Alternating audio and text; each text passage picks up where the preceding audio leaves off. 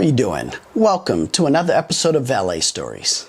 And in this episode, I wanted to discuss us being in the service industry. And what I mean by that, being in the service industry, we are here to serve other customers. That's our bottom line. Whether it's valet parking cars, helping them with packages, pushing wheelchairs, taking packages up to their units, we do it all. So that is the world of valet parking. Now, even though we love valet parking so much, some people here in America will frown down upon people that are in the service industry. And I'm not sure if you completely understand what we mean, but they may look at you a little bit less because you're not a doctor or a professional or architect or something like that. I really don't want to get too much into that, but just know it exists. And I explain to my valets when they come on board with our company, sometimes we have to contend with those attitudes. Stay positive, don't think too bad about it, and just keep moving forward. So the next stories are the different types of customers that we've dealt with over the years. And basically, I'm sure there are a lot of other valet parking companies that can completely relate. Now, the first customer that we get is, and I actually love this type of customer, but let me even back up some. As a valet, even when I was a valet, it's your job to analyze people. You see people all day coming in, coming out, and you get to learn different facets of their life.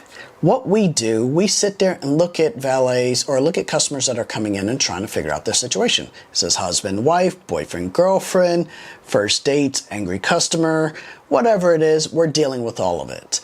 So this one particular customer that we get, they come in and you can tell it's a first date.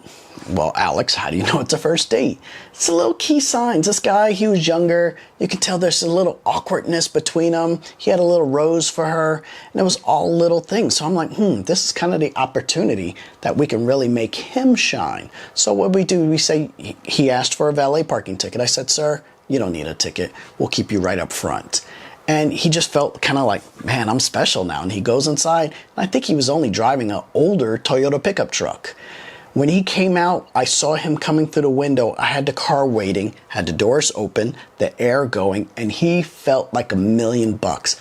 You could tell he was only probably going to give a couple of dollars, but he dug into his wallet and gave us $10, and he just felt like $1,000,000. You could just see the smile on his face. So those are some of the customers that we love to deal with right there. Now the next customer we get, and I'm sure there are a lot of other valets that can relate to this, the customers that just want to park their own car. They come in, let us just park my own car. It's a brand new BMW. I don't want you to drive it.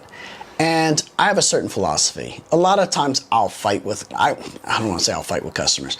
I won't give a customer a hard time if there's plenty of space. I'll just tell them to go park over there in the corner. And that's perfectly fine. I know it's not going to be very busy. We can move forward from there. Well, this customer was kind of arrogant, being in a BMW. I don't know why, but he decided to park himself up front. Now, mind you, all these up front parking spaces, we usually back in.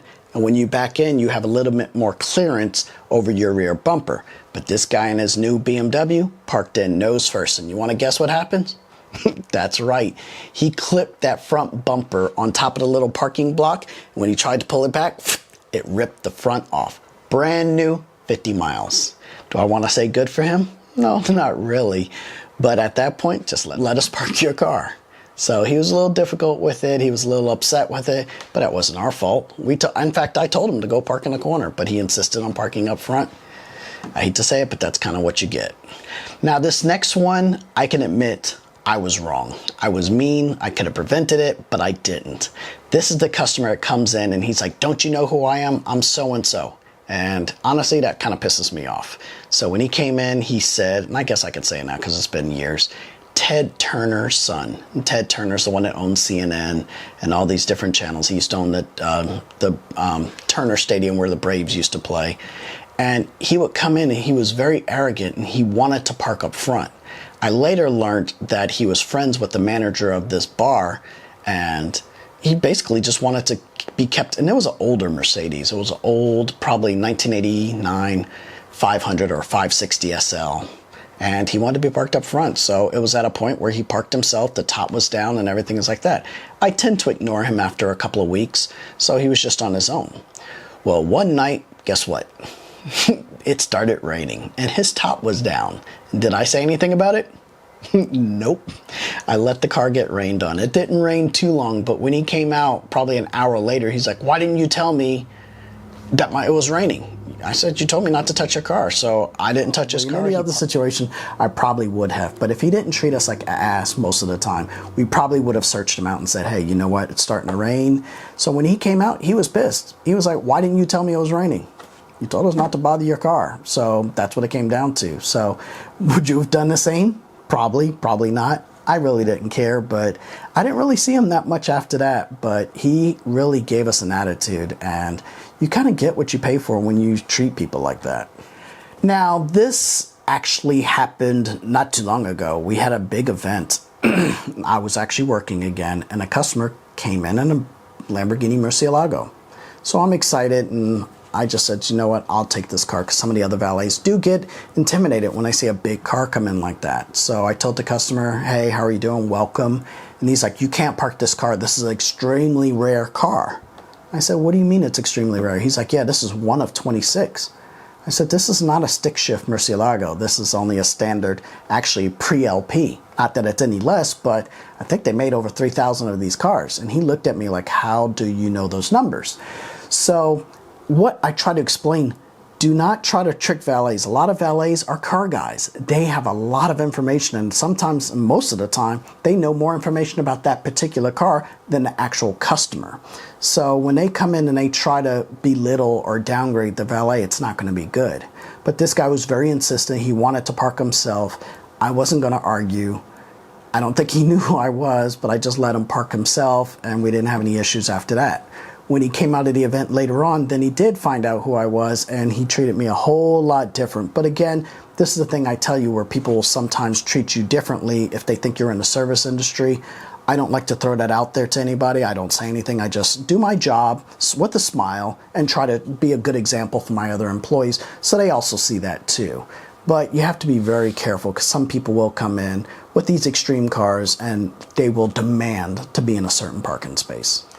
The next customer that comes in, this is actually pretty common, where they want to park themselves again. But this, the only difference is, we're usually slammed packed. We have cars everywhere, and we'll have cars impede, and what impede means is non-parked. We haven't parked it yet. Reason why, there's usually no parking spaces, so we'll just stage them, is the best way of putting it.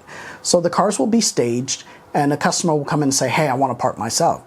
Unfortunately, there's no parking space. Well, open up a space, I would like to park myself. Sir, we can't do that. Well, I'm just going to leave. Bye.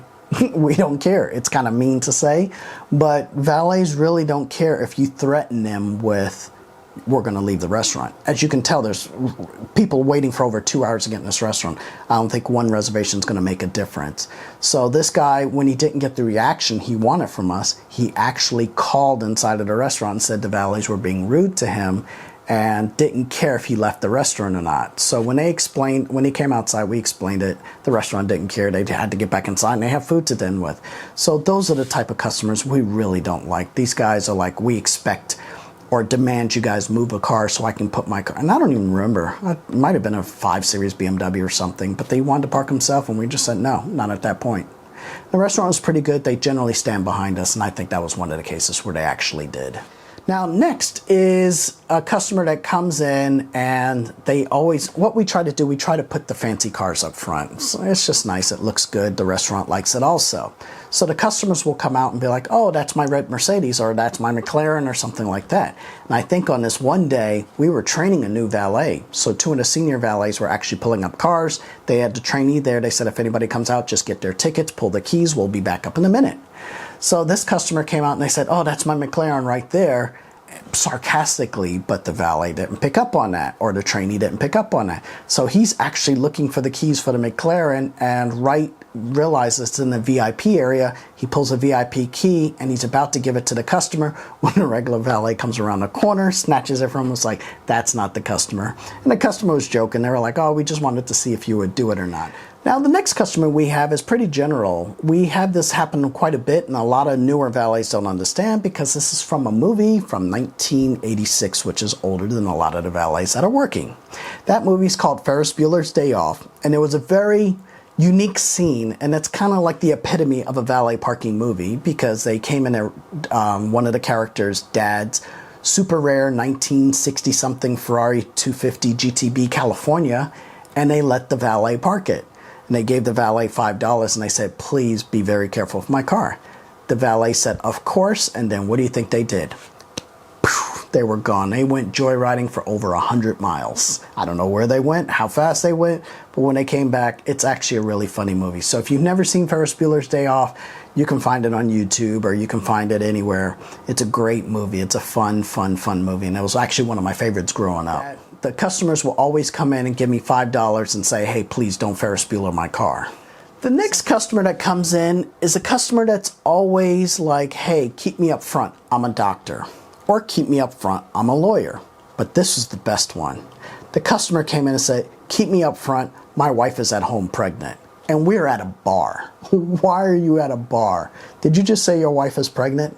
Maybe that's why you're in here. You need a break from home. But that was pretty funny. Yes, we did keep him up front. And no, I honestly don't remember if he even tipped us or not.